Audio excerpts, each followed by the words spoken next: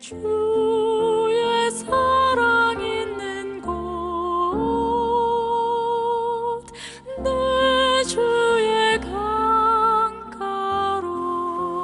이 땅에 질병이 얼마나 있을까요? 얼마나 많은 질병이 있을까요? 몇 개쯤 될까요? 알고 있는 질병이 모두 몇 개쯤 될까요? 네? 한 1000개? 몇천 개.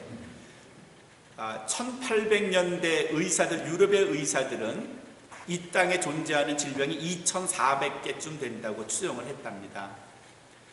그리고 세계 제1차 대전이 끝나고 한창 2차 대전이 시작됐던 1934년에 유럽 의사들이 밝혀낸 질병의 숫자가 3500개로 증가했어요. 20년이 지난 1954년에 의사들은 질병의 숫자가 20년 전에 비해서 배가 증가했다.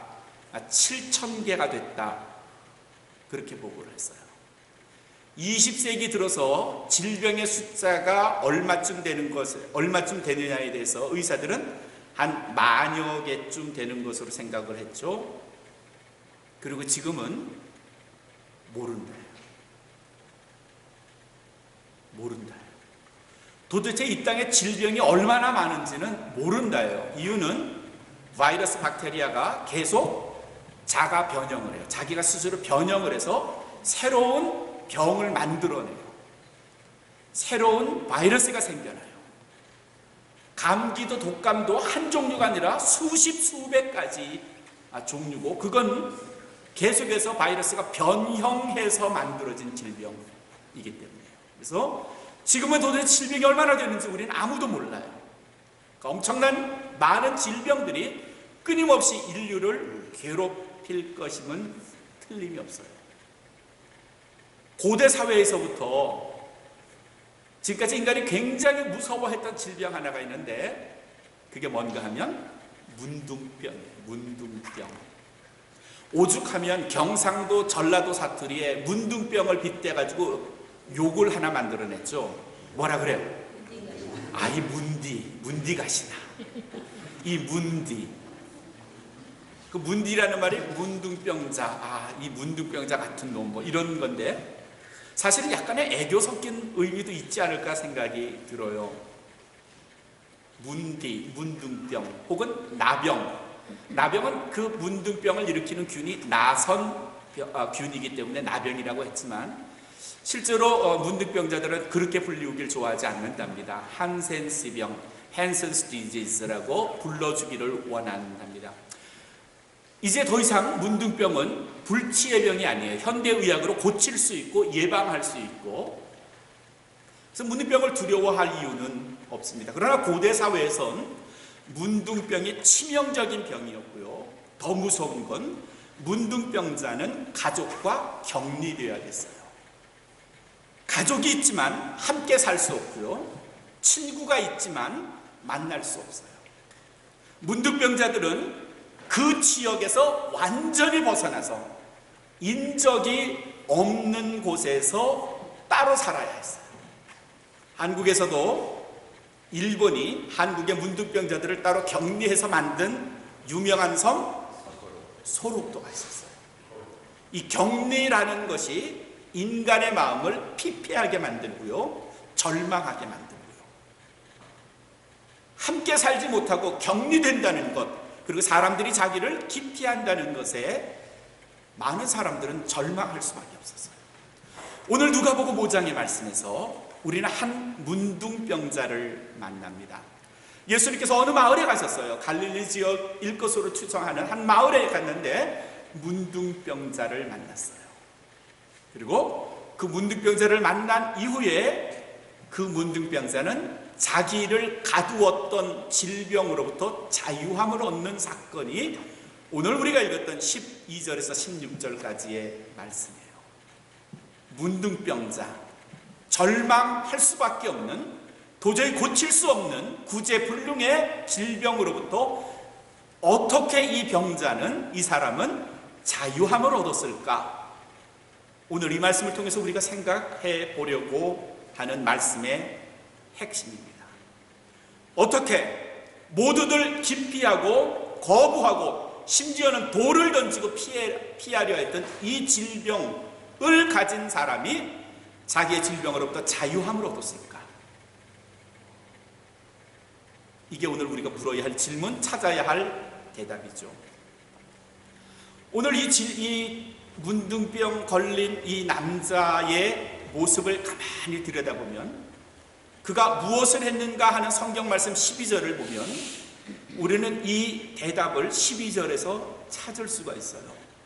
그 문둥병자가 예수님이 다가오시는 것을 보고 예수님을 보고 엎드려 그 다음에 어떻게 했어요? 구하여 가로되 주여 원하시면 나를 깨끗게 하실 수 있나이다 그랬어요. 요 한 절 말씀이 이 사람의 자기 현실에 대한 어떤 상태에서 예수님을 받는가 구했는가 하는 그의 마음을 대변해줘요. 그걸 저는 용기 그렇게 말했어요. courage, 용기. 그 용기가 이 문둥병자가 가진 용기가 그 자신을 구원했다는 말입니다. 용기. 무슨 용기가 필요할까? 그렇죠. 그런 생각할 수 있죠. 무슨 용기가 이 사람에게 있었을까? 예수님이 왔다. 엎드려서 구했다. 원하시면 날 좀 고쳐주실래요? 뭐 이랬단 말이죠. 거기에 무슨 용기가 필요할까? 네, 용기가 필요해요. 이런 용기죠. 문둥병자는요, 유대인들의 율법 그리고 성경에 따르면 그들은 사람들이 사는 동네에 올 수가 없었어요. 다른 사람들과 어울릴 수 없었어요. 격리된 사람들이어야 했고요. 가장 가까이 다가갈 수 있는 게 5척이라 그랬어요. 5척. 그러니까 5규빗 정도니까 한 2m. 최 집사님하고 저하고 사이를 이 정도 떼고 제가 다가갈 수는 있지만 그 이상은 다가가지 못하고, 심지어 바람이 제 뒤쪽에서 최 집사님 쪽으로 불었을 경우에는 최 집사님은 저로부터 100규빗 50m를 도망가야 됐어요. 병이 옮을까봐. 어떤 문둥병자가 자기 집에 집 안에 문설주 안에 고개를 내밀었다면 그 집은 이미 불결한 집으로 간주되었어요. 이스라엘 신명기에 하나님께서 이스라엘 백성들을 레위기를 통해서 주신 말씀 중에 정결법이 있어요. 사람이 부정한 일을 당했을 때 어떻게 깨끗게 하느냐 하는 그런 법이 있는데, 그 정결법에 따르면 사람이 만지는 것 가운데 가장 불결한 게 시체예요. 시체를 만지면 그 사람은 불결한 사람이 돼요. 근데 시체 다음으로 불결한 게 뭔가 하면 문둥병자를 만지는 거예요. 그와 접촉하는 거예요. 심지어는 문둥병자가 만졌던 물건을 내가 그 다음날 만졌어도 나는 불결한 거예요. 철저하게 사람으로부터, 이웃으로부터, 자기의 동네로부터 격리되며 살아야 했던 사람, 그게 문둥병자. 그리고 만약 문둥병자가 사람들이 사는 마을에 나타나면 동네 사람은 돌을 던져서 그를 쫓아내야 했었어요. 이런 일을 몇 번 당하면 문둥병자가 사람들이 오면 어떨까요? 가까이 다가갈까요? 다가가겠어요? 마을 근처에 가까이 다가가면 사람들이 자기를 향해서 어떻게 해요? 욕을 하고 돌을 던져요. 다가가겠어요? 아니요, 못 다가가요. 근데 이 문둥병자는 예수님을 보자, 오늘 12절 말씀 그대로입니다. 예수님을 보자 엎드렸어요. 그리고 구하여 가로되 주여 원하시면 나를 고칠 수 있나이다. 예수님이 가까이 오면요, 보통의 문둥병자들은 도망을 해야 했었어요. 왜? 예수님과 함께 있던 마을 사람들이 자기를 어떻게 해코지 할지 모르기 때문에 두려웠어요. 도망했어야 됐고, 그리고 숨어 있어야 했었어요. 감히 예수님을 향해서 엎드린다? 구한다? 아니요, 불가능했어요. 근데 용기를 낸 겁니다. 용기를 낸 겁니다. 내가 소문을 듣자니 저가 모든 일을 가능케 하는 하나님의 아들이라고 하는데, 그래, 돌에 맞아 죽더라도 내가 한번 그분 나사렛 예수님께 한번 구해보자. 예수님을 보고 의도적으로 찾아 찾아간 거죠. 가까이 다가간 겁니다. 그리고 어느 정도 거리를 두고 그 앞에 냉큼 엎드린 겁니다. 그리고 구한 겁니다. 내가 당신을 찾아온 목적은 이겁니다. 당신이 원하시면 나를 넉넉히 고칠 수 있지 않습니까? 대단한 용기죠. 정말 대단한 용기죠. 이런 용기가 우리에게 있나요? 그리스도를 찾아가는 용기, 도움을 구하는 용기가 우리에게 있나요? 혹시 내가 그리스도인이라는 게, 주의 이름을 부르는 게 부끄럽다고 생각하진 않으세요? 사람들이 많이 모인 자리에서 밥을 먹어야 하는데 내가 기도하는 게 부끄럽다고 생각하지는 않으세요? 그래서 편법을 쓰죠. 사람들이 많이 모이면 눈 뜨고 기도하고, 나 혼자 있을 땐 눈 감고 기도하고, 이런 편법 사용하지 않으세요? 내가 그리스도인이라는 게 알려지는 게 부끄럽다고 생각하지 않으세요? 저도 그럴 때 있어요. 솔직히 고백을 하면, 제가 차를 사러 갈 때, 우리 교회 차를 사거나 가족이 어떻게 차를 사러 갈 때 이럴 때, 이게 내가 목사라는 직업이 아주 영 불편해요. 딜러가 저에게 직업을 한번 물어봤었습니다. What is your occupation? I'm a pastor. I'm a church pastor. 너 목사구나. 이때부터는 딜이 안 돼. 자동차 가격을 못 깎거든요. 난 꼼짝 못 하는 거야. 그래서 그 다음부터는 다른 분을 데려가요. 나는 가만히 있고 그분이 딜을 하게 해. 내가 목사라는 걸 알면 저 사람이 당신 목사인데 어떻게 장사를 그렇게 차를 사려고 해요? 그렇게 막 깎으려고 해요? 뭐 이런 거죠. 이런 거. 그래서 차 사러 갈 땐 저는 목사라는 걸 숨깁니다. 죄송합니다. 숨기는 건 아니고요. 말하지 않는 거죠. 말하지 않는 겁니다. 그때 때로 대인관계, 사업, 사람을 만나면서 내가 목사인 게 부끄러울 때, 혹은 내가 그리스도인인 게 부끄러울 때가 있나요? 그래서 그렇게 합니까? 용기가 없습니까? 내가 정말 뭔가를 구해야 되는데, 내가 이 문제를 해결해야 하는데, 차마 주님, 내가 구하옵나니, 이렇게 말하지 못하고 있는 건 아닌가요? 정말 절실하게 주의 도움이 필요한데, 아직 익숙하지 않은 이름, 불러보지 않은 그의 이름, 해보지 않은 기도, 그것 때문에 주여 도와주시옵소서, 이렇게 못하고 있진 않습니까? 그리스도인이긴 한데 용기 없는 그리스도인, 부끄러운 그리스도인, 좀 창피한 그리스도인 아닙니까? 사랑하는 성도 여러분, 용기 있는 그리스도인이 되시기를 주님의 이름으로 축원합니다. Courageous Christian, 용기 있는 그리스도인.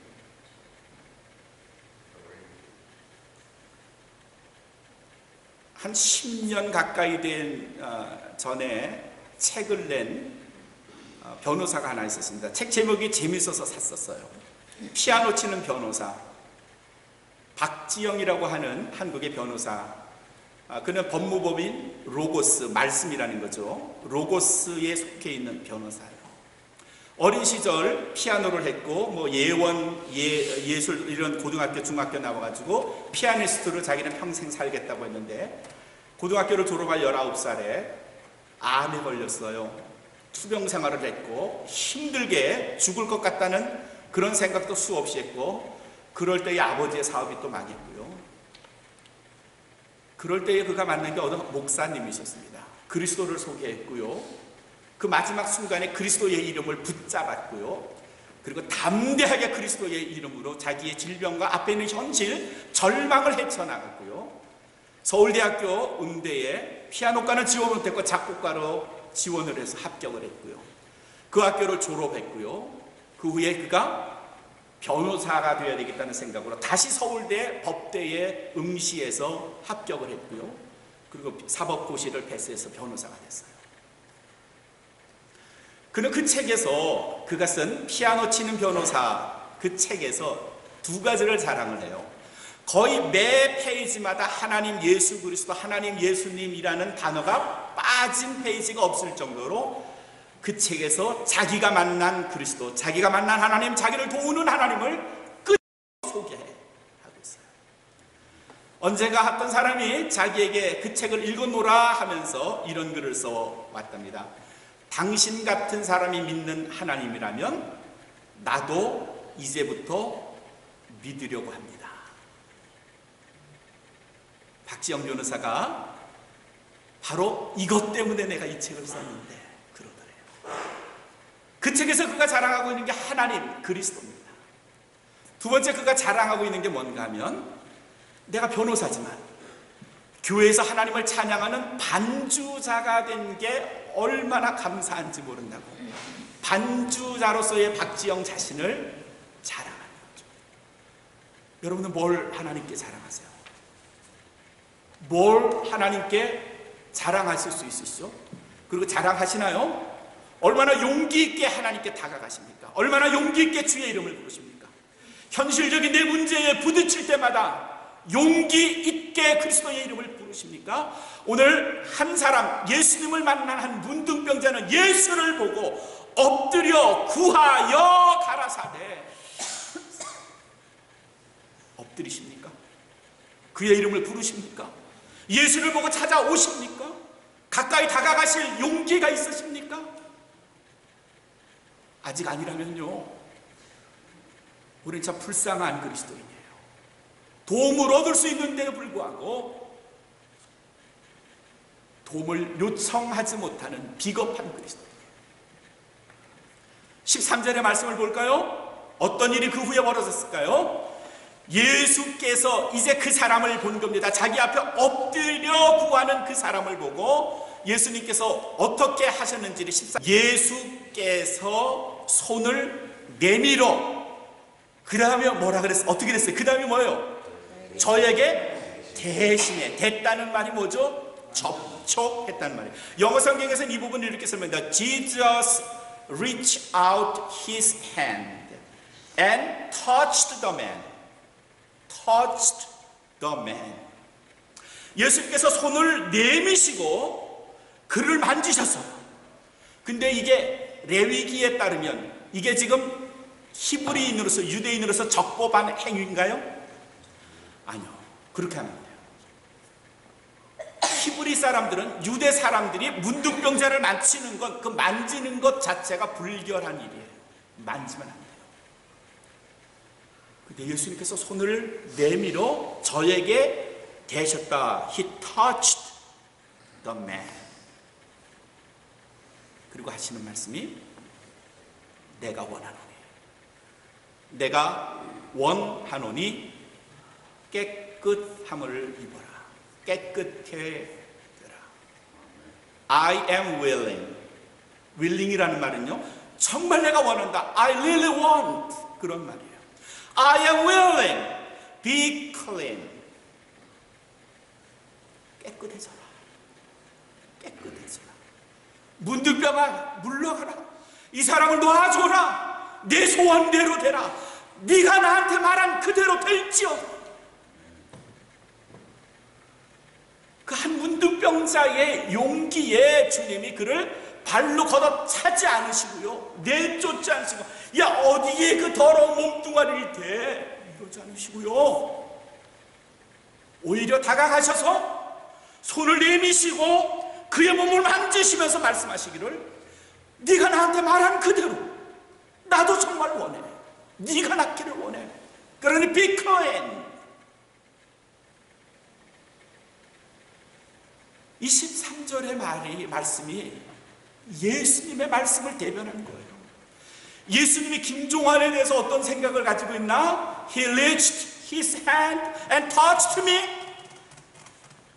그리고 우리에게 하시는 말씀이 I'm willing. 나는 정말 네가 낫기를 원해. 종환아, 나는 네가 정말 잘 되기를 원해. 네가 정말 행복하기를 원해. 내가 정말 평안하기를 원해. 여러분들을 향해서 용기 있게 주의 이름을 부른다면 그 사람을 향해서 주님이 하시는 말씀이 뭐라고요? 그래, 나도 정말 네가 말한 그대로 되기를 원해. 나는 정말 네가 그대로 됐으면 좋겠어. 전영철 권사는 건강하기를 원해. 여러분들 잘 되기를 원해. 여러분 튼튼하고 행복하기를 원해. 이게 누구의 마음이라고요? 주님의 말씀이에요. 예수님의 마음. 여러분이 정말 잘 되기를 원하시는 예수님의 말씀입니다. 그분의 마음입니다. 우리가 마음을 열고요, 우리의 마음의 벽을 허물어버리고 그분에게 가까이 다가가셔서 용기를 가지고 그분의 이름을 부르는 겁니다. 주님 원하시지 않습니까? 라고 물으면요, 그분이 우리에게 응답을 하시죠. 나도 원하는 거야. 그게 주님이 원하신다니까요. 그리스도가 원하시잖아요. 내가 원하노니 깨끗게 되라. 며칠 전에 김상무 집사님하고 영화 얘기를 했었어요.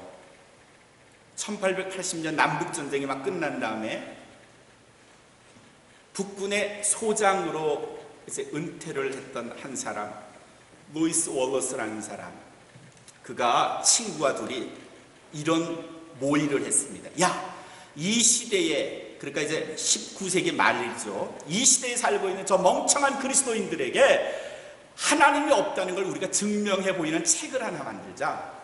둘이 작당을 해서 하나님은 이 땅에 없다 하는 것을 증명하기 위한 책을 쓰기 시작했어요. 그 책을 쓰려니까 그래도 그리스도인들이 읽는 성경을 읽어봐야 되잖아요. 성경을 쭉 읽다가 그가 어느 날 털퍼덕 고개를 떨구면서 당신이 살아있음을 내가 부인할 수 없습니다. 그렇게 눈물을 흘리며 피를 토하며 그리스도를 고백하고 인정할 수밖에 없는 루이스 월러스가 2주 후에 책을 한 권 썼어요. 소설을 썼어요. 쓰기 시작했어요. 그래서 나온 그 책의 이름이 벤허. 영화로도 만들어졌어요. 벤허의, 그게 원제지만 원래의 이름이지만 그 밑에 보면요 서브타이틀이 있어요. 부제가 있는데 그게 뭔가 아세요 혹시? 벤허는 아는데 부제가 있는 걸 모르실 거예요 대부분. 부제는 영어로 A Tale of Christ 이렇게 써 있어요. Tale of Christ, 그리스도에 관한 이야기. 그게 벤허예요. 그 벤허가 영화로 2번째 만들어졌죠. 1959년에 영화가 나왔어요. 그 유명한 윌리엄 와일러 감독, 배우 이름이 누구였죠? 남자 배우가? 찰턴 웨스턴이에요. 아, 멋져요. 영화 시간이 자그마치 3시간 32분. 와, 보통 영화의 갑절이에요. 2배 정도 되는 긴 분량이에요. 중간에 휴식 시간도 있었어요. 그렇죠? 저도 중간에 나가서 뭐 고구마 좀 튀겨 먹고 뭐 이러다 들어왔던 기억이 있어요. 벤허라는 사람이 예루살렘의 제1부호였어요. 귀족이었고요. 그 지역에 로마 총독이 오는 날 실수로 떨어뜨린 벽돌 때문에 총독을 죽이는 살해범으로 몰렸고요. 자기하고 어릴 때 같이 자랐던 친구에게 배신을 당해서 노예선으로 끌려가요.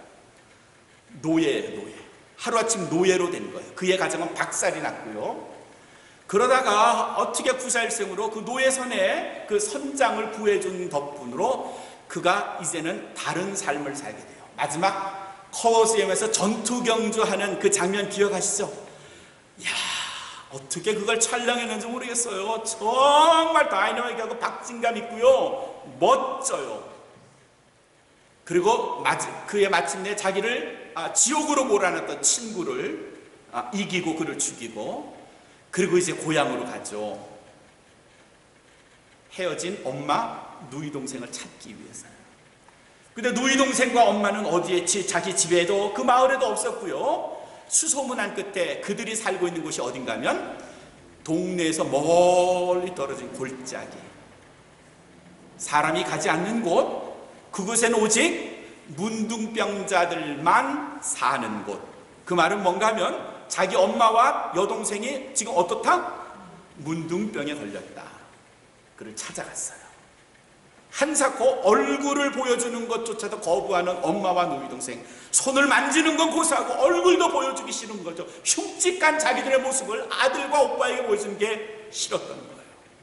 그리고 그들을 베너가 거의 강제로 끌고 갑니다. 어디로 끌고 가는가 하면 소문으로 듣는 겁니다. 누군가가 문둥병자를 고쳐줬다는 소문을 들은 거예요. 그래서 그 사람을 찾아가는 거죠. 그 능력 있는 사람을 찾아간 겁니다. 예루살렘으로 그 둘을 데려갔습니다. 어머니와 누이 동생을 데리고 예루살렘으로 가서 문둥병자를 고쳐준 사람을 찾았습니다. 그런데 들리는 소문이 그 사람이요, 지금 예루살렘에서 위험한 상태에 있다는 겁니다. 어떤 위험인가? 가까이 다가가는데 그는 골고다라고 하는 곳에 세워진 십자가에서 처절하게 죽어가고 있었습니다. 사람들은 그를 나사렛 예수라고 불렀습니다. 그 예수가 세워진 십자가 밑에서 예수를 바라보던 이 베너가 깜짝 놀랐습니다. 그 얼굴을 보는 순간 그 베너가 봤던 그 위에 있는 사람, 나사렛 예수가 누군가 하면 자기가 사막을 처절하게 노예로 끌려가면서 죽어갈 그때에, 쓰러져서 이제는 죽는구나 했을 때에 자기에게 물을 먹여준 그 사람, 죽어가는 자신에게 물 한 모금을 먹여주면서 자기를 다시 일으켜준 그 사람이 나사렛 예수였고, 그가 저 위에 있는 거죠. 베너가 자기에게는 물을 담아서 나사렛 예수에게 먹이겠죠. 당신이 내가 죽어갈 때 물을 먹여준 것처럼 당신이 죽어갈 때 내가 이제는 물을 먹여주겠습니다. 그에게 물을 먹여주죠. 여러분, 이거 대단한 용기입니다. 왜냐하면요, 로마 병정들이 그 죽어가는 사형수 예수에게 무엇인가 은혜를 베푼다면 자기도 해코지 당할 염려가 있거든요. 굉장히 위험한 일임에도 두려워하지 않고 용기를 내서 예수 그리스도에게 물 한 모금을 먹입니다. 그리스도가 돌아가시면서 갑자기 비가 내리기 시작해요.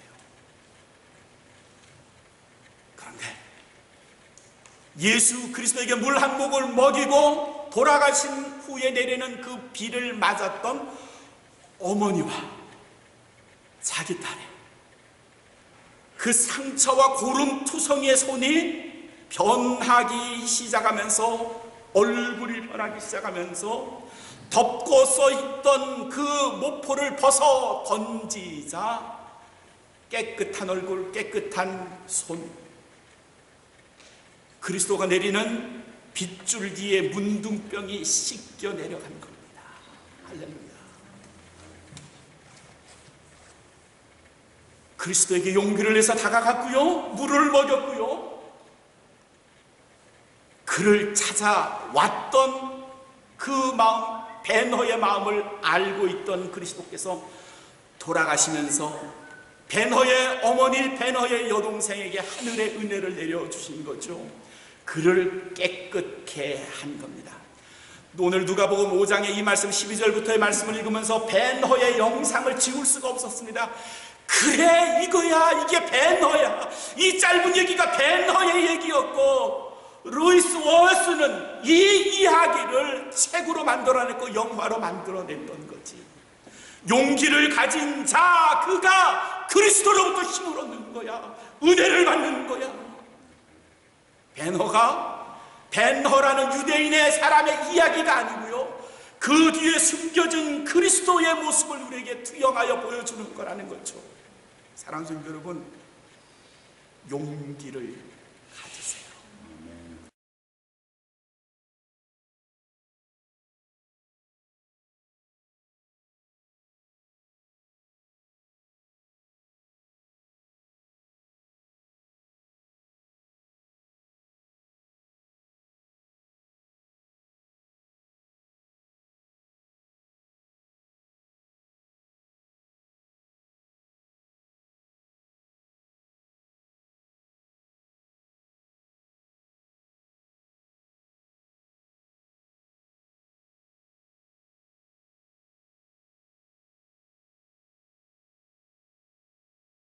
이 그림이 어떤 그림인가? 마이켈란젤로의 그림이죠. 제목의 이름이 Creation of Adam, 아담의 창조예요. 성 시스틴 성당 벽화 1511년에 마이켈란젤로가 이 그림을 그렸어요. 오른쪽에 있는 사람이 누굴까요? 하나님이세요. 왼쪽에 있는 사람이 누구죠? 아담이에요. 아담과 하나님과 손을 맞닿아요. 제 E.T.라는 영화가 이걸 좀 비슷하게 했죠. 생각나세요? 이 그림을 조금 더 자세히 한번 볼까요? 두 사람의 얼굴의 모양과 손의 모양이 나와요. 자, 이 그림 중에 누가 더 적극적으로 손을 맞닿길 원할까요? 하나님. 왜 그렇게 생각을 하셨죠? 이유가 뭘까요? 예, 손의 모양이에요. 표정도 그래요. 아담은 별 생각 없이 손을 내밀었고 하나님은 눈빛이 살아있으면서 적극적으로 손을 뻗었는데 더 결정적인 건요, 아담의 손 마지막 가락은 굽어져 있어요. 그러나 하나님은 어떻게 하든지 손을 내밀어 그 저에게 대시기를 원하세요. 여러분은 어떠세요? 손을 적극적으로 용기를 내어 뻗으십니까? 그에게 무릎을 꿇고 구하여 가라사대, 그 다음에 여러분이 뭐라고 말씀하시겠습니까? 용기 있는 그리스도인의 모습입니까? 아니면 주시려면 주고 말려면 말고. 사랑하는 성도 여러분, 누가복음 5장 12절에 나오는 이 이름도 없는 한 문둥병자로 기록된 이 사람이 저도 여러분이 되시기를 주님의 이름으로 축원합니다. 예수님께서 마태복음 11장 28절에서 말씀하셨을 때 누구든지 야 다 내게로 와. 너 어디 아프니? 병 들었니? 힘드니? 전부 다 나에게로 Come to me all who are the weary and burdened I will give you rest. 다 내게로 오라. 내가 너희에게 쉼을 주겠다. 내가 너희에게 구원을 주겠다. 주님이 우리에게 말씀하시지 않았습니까?